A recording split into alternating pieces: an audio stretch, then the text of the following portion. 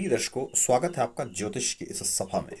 आज चर्चा करेंगे कि आखिर कौन लोग होते हैं जो वास्तव में सफल होते हैं जुए और सट्टे में। जुआ और सट्टा बहुत ही खतरनाक चीज़ है, जैसे कि आप जानते हैं। लेकिन कुछ लोग मल्टी मिलियनेयर भी होते हैं जुआ और सट्टा खेल के। कुछ लोग, लेकिन मोस्टली लोगों को घाटा होता है और तबाह हो जाते हैं जुए से। लेकिन कुछ लोग समाज में भी ऐसे होते हैं जो जुए में ओवरऑल मुनाफा कमाते हैं। आखिर कौन से वो स्टार होते हैं कि जो जुआ खेलने पर भी व्यक्ति को पैसा दिलाते हैं। जुआ एक बहुत ही खतरनाक आर्ट है। वो होते हैं, आपके धन का स्वामी धन की राशि में स्थित होना ज़रूरी है और या उसका उच्च का होना। अब उच्च का है तो भी बात नहीं चलेगी, पर क्यों? क्योंकि जो उच्च का होगा भी तो उसका स्वामी ग्रह आगे कहाँ गया। अगर उसका स्वामी ग्रह बहुत अच्छी पोजीशन में स्थित होगा तो भी वो स्टेबल नहीं है। यहाँ पे बात हो रही है कि जुए में आखिर में आदमी खाली हो जाता है। तो धन का स्वामी धन के भाव में ही स्थित हो, क्योंकि खतरनाक गेम है ना। यहाँ पे होता तो बिजनेसमैन के लिए भी है स्टार ये, लेकिन ये खतरे की गेम है। या और दूसरा कि भी मेहनत का पैसा नहीं है, हराम का पैसा है। ये आ रहा है सुख के स्थान से।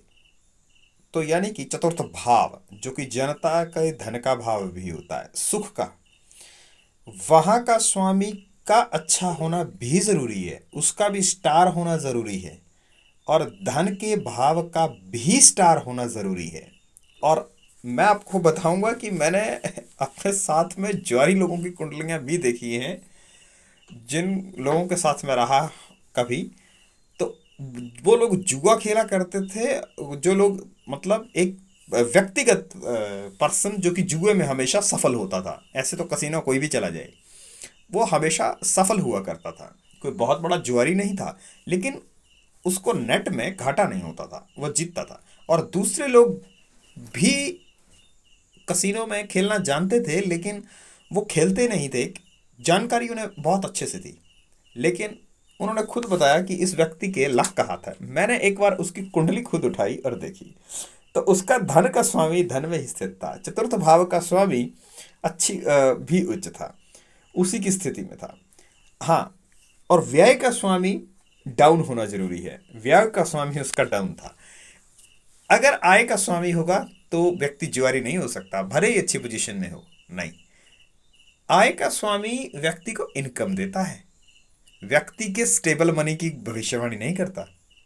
यहां पर धन का स्वामी, सुख स्थान का स्वामी जो कि हराम की दौलत है, और व्ययश का नीच होना, ये खतरनाक स्टार होना जरूरी है, तभी आदमी जुआरी हो सकता है दोस्तों। तो बताएं दोस्तों कि आपकी कुंडली में भी इस तरह का कोई स्टार है। अगर इन तीनों दोनों भावों के धन और सुख के स्वामी इनकी ही स्व की राशियों में स्थित हों, व्ययश नीच हो या 6 8 12 में चला जाए, तो ये स्टार बनता है। अब ग्रहों की बात करेंगे, कौन से ग्रह हैं जो व्यक्ति को जुआरी बनाएंगे। तो मैं यहाँ पे बात थोड़ा हट के कहूँगा। कुछ लोग सोचेंगे कि शनि ग्रह व्यक्ति को जुआरी बना देंगे। नहीं, शनि जुआरी नहीं बनाएंगे। उस व्यक्ति की कुंडली भी मैंने देखी थी, उसमें भी बृहस्पति ही था, और बृहस्पति ही व्यक्ति को जुआरी बनाएगा। आप बोलेंगे बृहस्पति तो बहुत महान ग्रह है, व्यक्ति को जुआरी क्यों बनाएगा? अरे सुख का कारक है, आराम का कारक है, और ये हराम की दौलत है। सिर्फ व्यक्ति आराम से खा रहा है, जबकि शनि मेहनत के कारक हैं। ये इसके लिए बृहस्पति के अलावा दूसरा कोई भी ग्रह सफलता तो दिला सकता है, लेकिन ज्वारी नहीं बना सकता। ज्वारी बनाने के लिए बृहस्पति का होना जरूरी है। उस व्यक्ति के करैक्टर और दूसरी चीजें गड़बड़ हो सकती हैं, लेकिन धन और सुख के स्वामी स्थान पर उस व्यक्ति के बृहस्पति की स्थिति विशेष तौर पर होनी जरूरी है।